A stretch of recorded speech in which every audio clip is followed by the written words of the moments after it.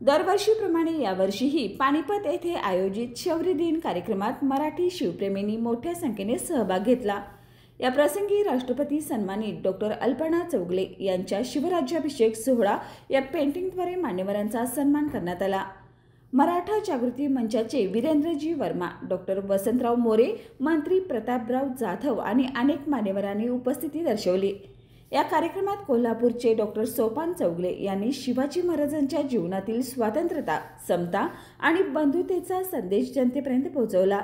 त्यांच्या या भाषणाने उपस्थितांचं मन जिंकलं। डॉक्टर वसंतराव मोरे यांनी आपल्या संशोधनातून हरियाणातील रोड मराठ्यांची ऐतिहासिक ओळख पटवून दिली आहे। त्यांच्या कार्यासाठी त्यांचा विशेष सत्कार करण्यात आला।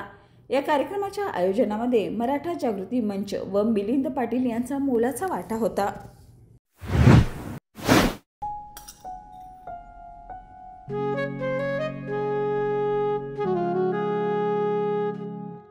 बाबा, आज येताना बासुंदी घेऊन या ना।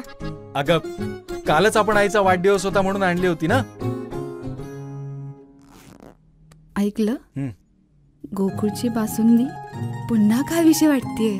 खरं सांगू, मलाही खावीशी वाटतेय। पुन्हा पुन्हा खावीशी वाटणारी गोकुळ बासुंदी।